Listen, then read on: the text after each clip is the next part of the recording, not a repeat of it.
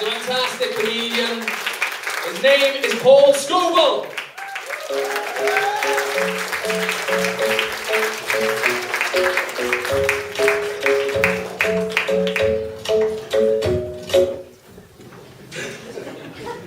Blimey, that was a bit of a run.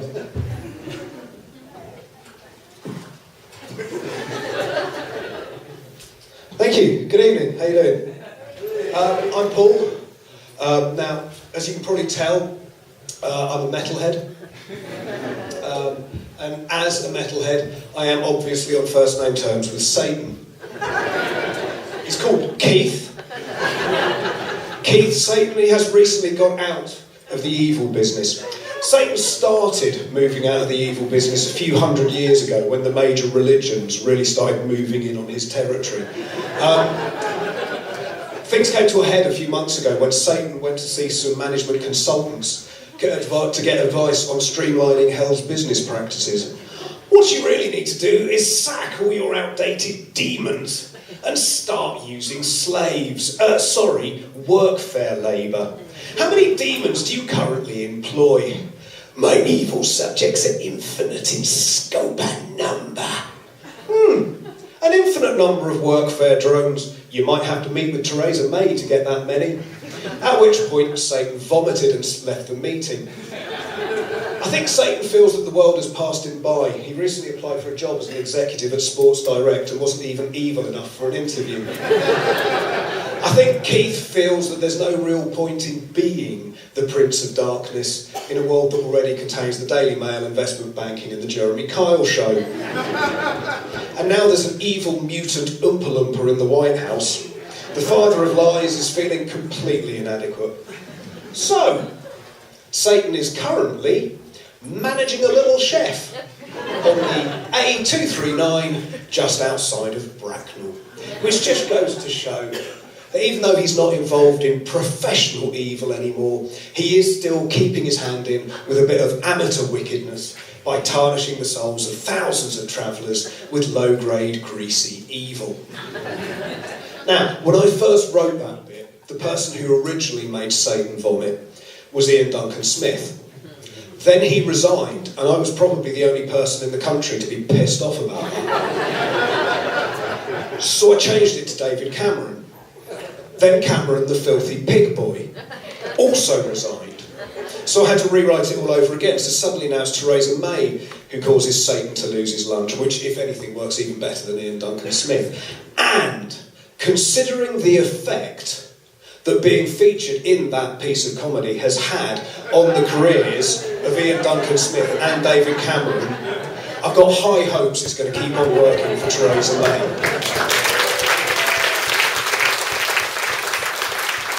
It did very nearly work recently when Theresa called a snap general election whilst having the warmth, charm and electability of a rotting sheep's carcass.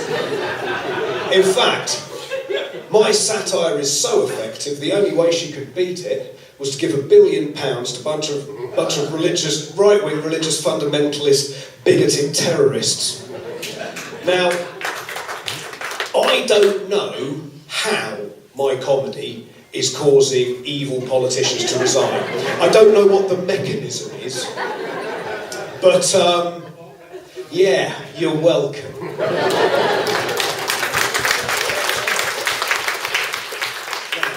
Although I'd love to do this for a living, I do have a normal job, which I hate. One of the things that I don't like about my job is that in the rest areas, they have TVs with BBC News 24 on. So I listen to music and read, and I just glance at the TVs to see what the time is. Now, last week there was a news story on, I don't know what it was, but they had all these pictures of important world leaders. There's Donald Trump, Theresa May, Vladimir Putin, Xi Jinping, Narendra Modi, and I was looking at all of these photos and realised that the most sane and level-headed of all of these important leaders of nuclear powers was Vladimir Putin.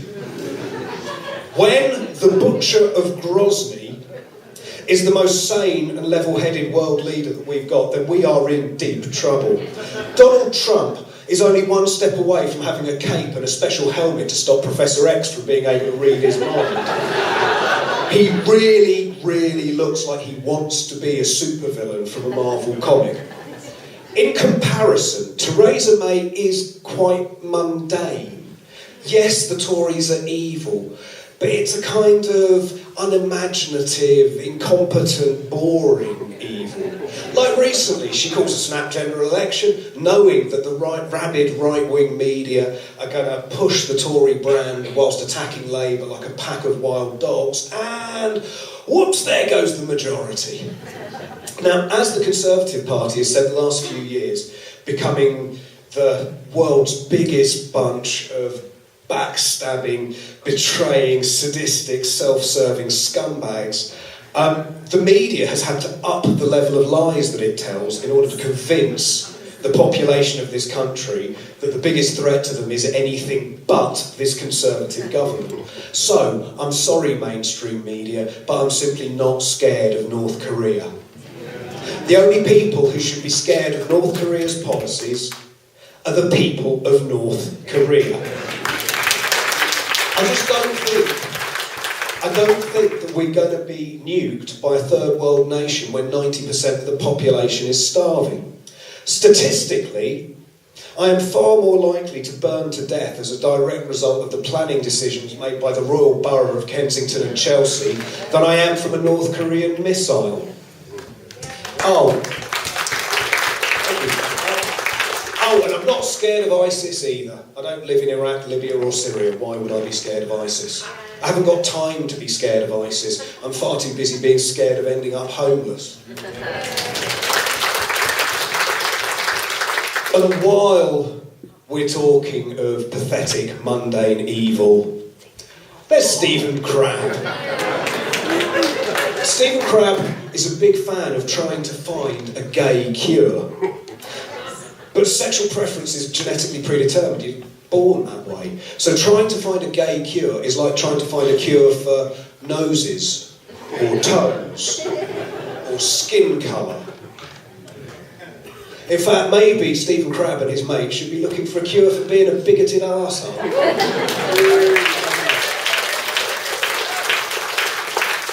I'm Stephen Crabbe, and I'm a bigoted, homophobic arsehole. Do you know there's a cure for that? Is there? I like cures! I'd never have guessed. Yeah, the cure's called not being a dick. I'm not sure I'd like that. That's a shame, because not being a dick could have stopped you from torturing disabled people as well. Now, I am quite lucky in that I'm quite old, but I don't really look it. Nearly all of my secondary schooling was done when Thatcher was in power. So, as a result of the ideological destruction of the curriculum and constant strikes, I didn't learn much at school. But since then, I have put quite a lot of effort into educating myself. I read a lot. Recently, I've been reading a lot of philosophy. I don't understand all of it, and I definitely don't agree with all of it. In my opinion, Nietzsche was more full of shit than a Portaloo after a 3-day curry and real ale festival. Oh, and God save us from the ontological argument.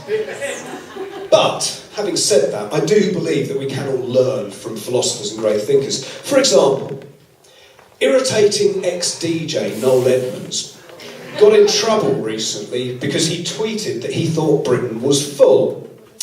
This was after getting stuck in a traffic jam during rush hour. Now, I think that Noel, the beardy bigot, could learn from the Indian political and religious leader Mohandas K. Gandhi. Now, Gandhi said that we should be the change that we want to see in the world. So, Noel, if you think the country's full, be the change that you want to see in the world and fuck off. If you think the country's full, make room. Can I just point out that I don't think the country's full? I've been to mid-Wales, I've been to Cornwall. This country definitely isn't full. Look, there's room for someone there. The philosopher Schopenhauer developed a system based on renunciation and ascetic practice. Schopenhauer believed that the only way to control the human will was through giving up all pleasures and reducing life to the barest and minimal essentials.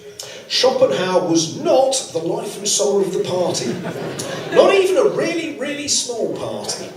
Schopenhauer would have considered an amoeba's birthday party to be recklessly extravagant. Now, if a person who was prone to taking things to stupid extremes became convinced of Schopenhauer's system, they could be in danger of taking it so far that renunciation would result in them starving themselves to death.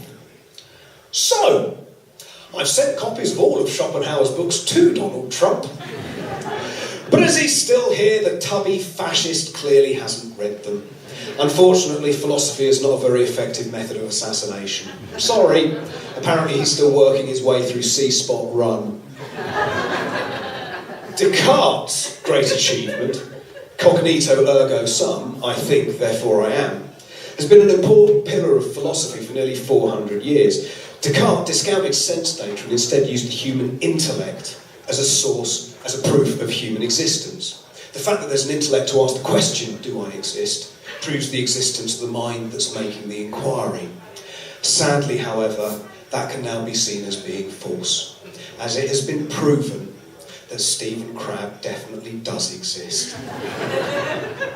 It's a shame that such a sublime piece of philosophical reasoning has been overturned by the existence of a bigoted, homophobic arsehole.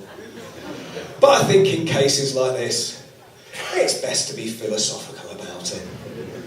And, as that's the end of my set, we're just going to have to be philosophical about that too. So I am going to say good night. And can you all welcome